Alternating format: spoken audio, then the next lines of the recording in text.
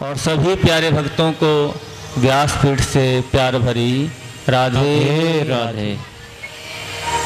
ऐसे नहीं, दोनों हाथ उठा करके बोलेंगे राधे राधे।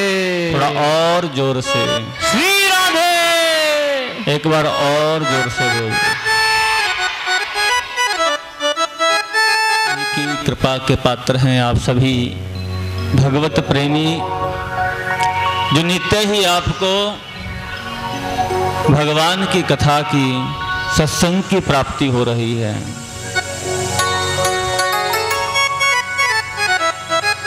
भगवान की कथा की सत्संग की बहुत महिमा है प्यारे। रामचरितमानस में भी आया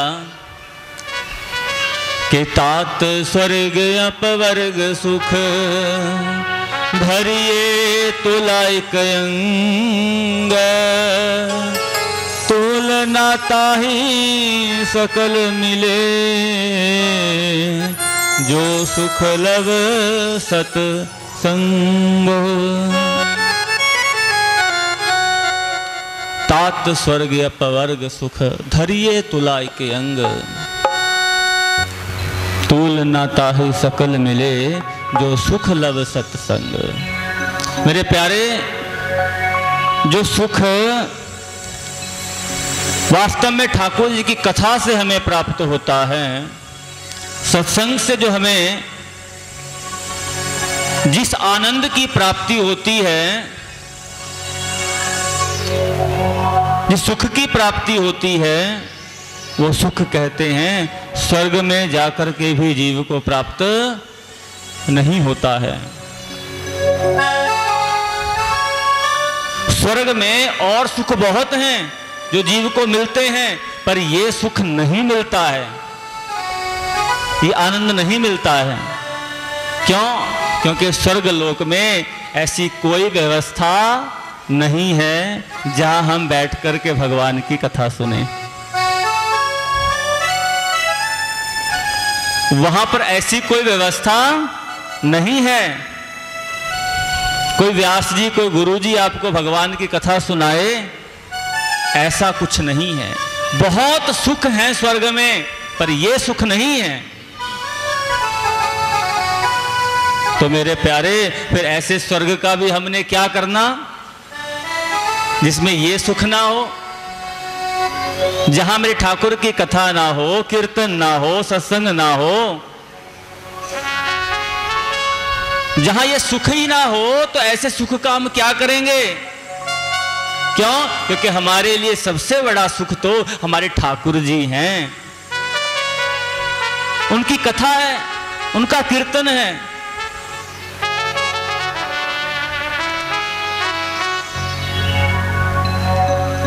सबसे बड़ा सुख तो हमारे जीवन का यही है,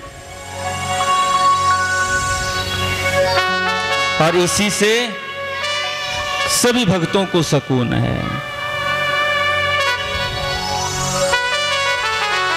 बस कहीं भी रहें, कैसे भी रहें, प्रभु जी आपकी कथा ना छूटे, आपका कीर्तन ना छूटे, सत्संग ना छूटे। हमेशा ही आपकी कथा की, आपके कीर्तन की, आपके नाम की हमें प्राप्ति होती रहे।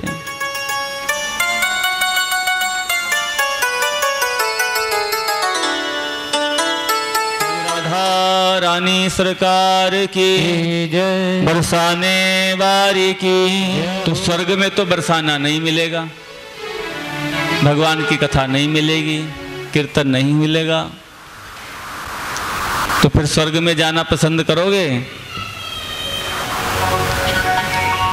कौन कौन जाना चाहता है स्वर्ग लोक? हाँ हाँ, क्या बात है।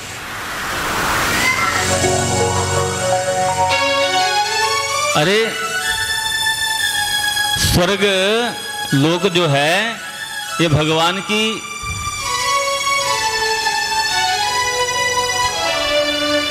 बनाई हुई एक छोटी सी व्यवस्था है,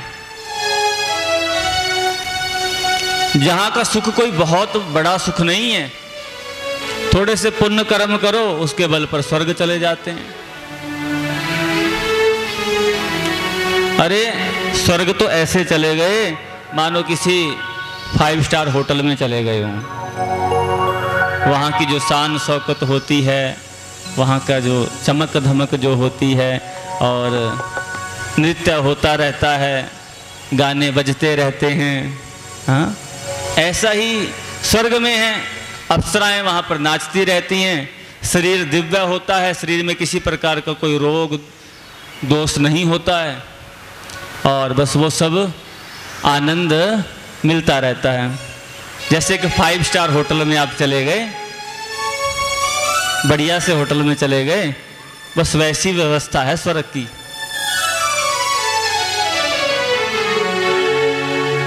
परंतु स्वर्ग से भी लौट करके आना पड़ता है। वो सुख भी परमानेंट सुख नहीं है, फिर तो वहीं रह जाएं। जब पुण्य खत्म होते हैं तो देव योनि भी समाप्त हो जाती है, और फिर स्वर्ग से भी पतन होता है, और फिर धरती पर अन्य किसी जीव जंतु या मनुष्य के रूप में जन्म लेना पड़ता है। फिर से कर्म करने पड़ते हैं, फिर वही पुण्य कर्म करो, और फिर स्वर्ग चले जाओ, फिर भोग लो आनंद, और फिर वापस आ जाओ। ऐसा चलता रहता है, मुक्ति नहीं होती। मुक्ति कैसे होगी? बोले ठाकुर का भजन करने से, बैकुंठ में जाने से, गोलोक धाम में जाने से मोक्ष प्राप्त हो जाता है। स्वर्ग में जाने से मोक्ष नहीं मिलता है। बैकुंठ धाम जाने से, गोलोक धाम जाने से मोक्ष मिल जाता है, जहां से लौट करके दोबारा कभी नहीं आना पड़ता है। तो हम ऐसे स्वर्ग की कामना ही क्यों करें कि हमें लौट करके आना पड़े। और भक्तों का तो रसास्वादन भगवान की कथा है, कीर्तन है। भगवान की सुंदर करुणामयी कृपामयी झांकी का दर्शन है, जो स्वर्ग में प्राप्त नहीं होता, वो तो गोलोक धाम में ही प्राप्त होगा। बोले राधे राधे। राधे राधे। दोनों हाथ उठा करके श्री राधे। थोड़ा और जोर से बोल दो।